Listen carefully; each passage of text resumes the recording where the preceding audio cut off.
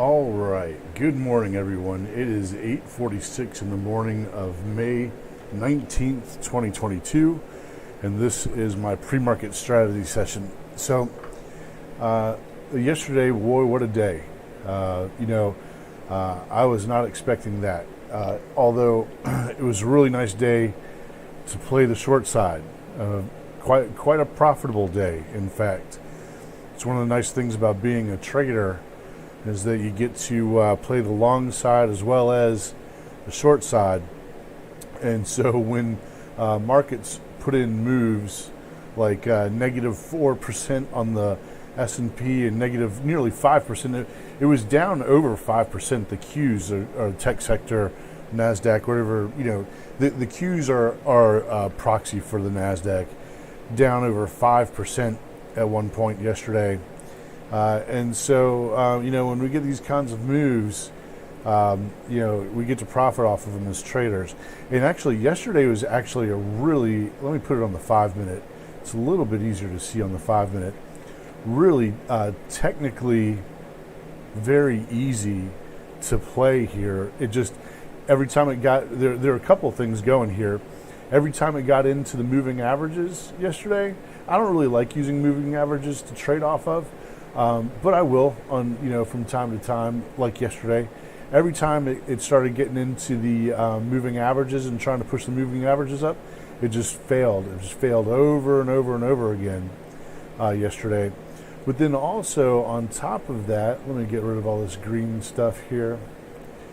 You can see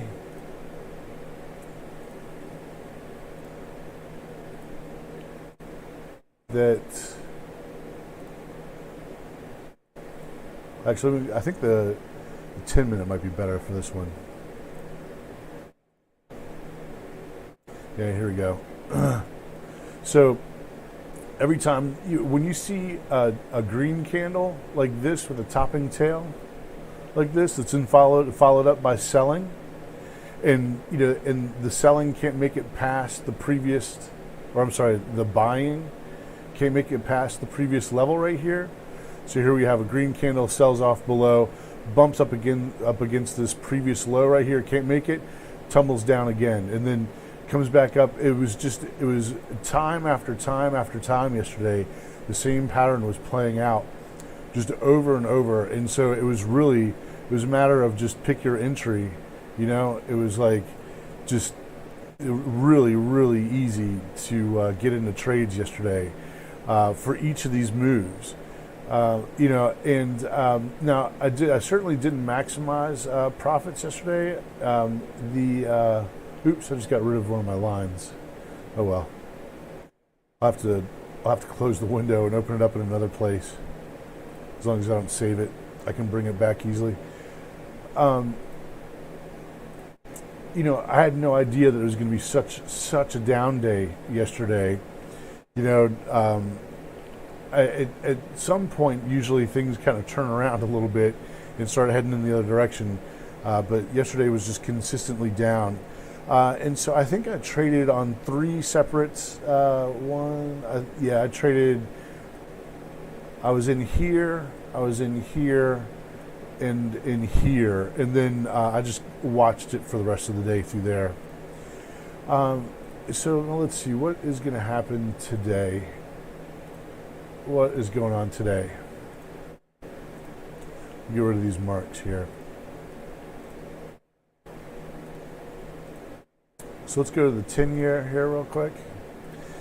So here's the 10-year, and now the 10-year is coming down to the bottom end of its range here. The high end of the risk range is 3.11, low end of the risk range is 2.77. And so there are a couple of things that can happen here, right? And actually, if you weren't already positioned for this, I started averaging into the dollar 2 days ago. So we'll have to see what happens. So it's possible that the 10 years kind of bumps along this risk range all day today. And if that's the case, we won't see much movement in the dollar or gold. Nothing more than what we've seen in the pre-market already. And actually, while I've got it up here, let's take a look at gold here real quick. So you can see here the gold futures. And off of this move down on the 10-year, gold futures are up. Now, the consultancy firm that I have a subscription to is called Hedgeye. They are a portfolio management consultancy firm, as well as a hedge fund consultancy firm. Keith McCulloch, who is sort of their front man, definitely CEO, called the height.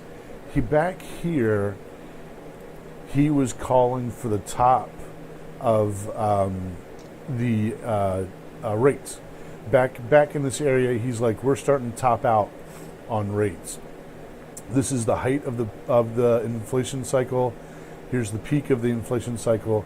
Start averaging into treasuries, which I know he's happy about this morning, because I'm pretty sure he's been buying treasuries all the way up through this region right here, which has put him in quite a suitable position for what it looks like the economic environment that we're headed into. So today, it's how Wall Street likes to play its tricks. So will it break down below the risk range and then just keep going for a bit? I don't know what momentum is like. I usually don't play rates too often. And I usually don't play the dollar too often either. So this is kind of a little bit new to me. Now, I have before, and I've definitely traded gold before, but my instinct tells me that one of two things are going to happen is today, people are going to chase and they're going to get rewarded for it. They're going to get rewarded for chasing rates down, which means they go long gold and long the dollar, they get to reap the rewards for chasing, or it bounces off the risk range and it sucks in some people who want to chase and then churns them, which is more common among Wall Street than letting chasers win. But we'll see. So something very interesting that is in this here's the dollar is really close to the bottom of its risk range right here, and so I started averaging into a leveraged dollar position back here on the 17th of May, and it was really nice yesterday to see the dollar go back up, but now this morning. It looks like I'm going to start averaging again, and it's really close to the bottom of its range. And this is a higher low than the previous day. So I'm guessing, and this is all just an educated guess, that it's going to be a good day to average into a long dollar position. And I use, in order to average into long dollars, I use the up. Actually, I could have used, here we go. I use the UUP. You can see here pre-market on the daily, it's definitely taken a hit, but I think it's a buy. That's what I'm doing. This isn't financial advice. This is purely for entertainment and educational purposes.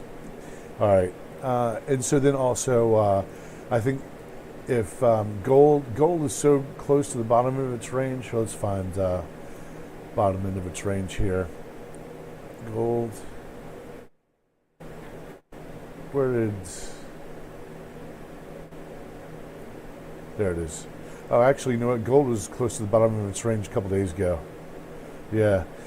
So it's really quite possible gold could be bouncing off the bottom of its range right here at $1,789 and then heading up to $1,887. So there's possibly another $50 upside in gold in the near-term future, but then again, there's also the possibility of about a $50 downside in there too.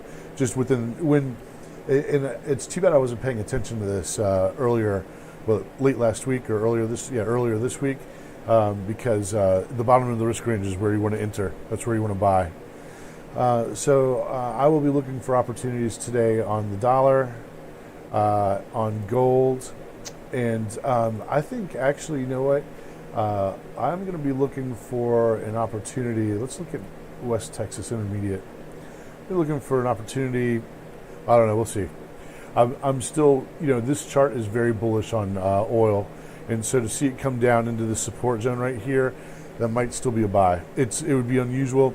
The economic conditions we're in right now are not conducive to bullish behavior in commodities, but that it's oil.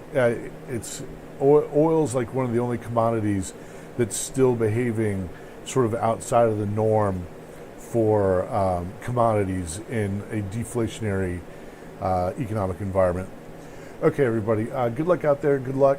Good luck out there. Keep your wrists tight. Click like, share, subscribe, leave a comment, tap the bell, and I will see you at tomorrow morning's strategy session. I am out.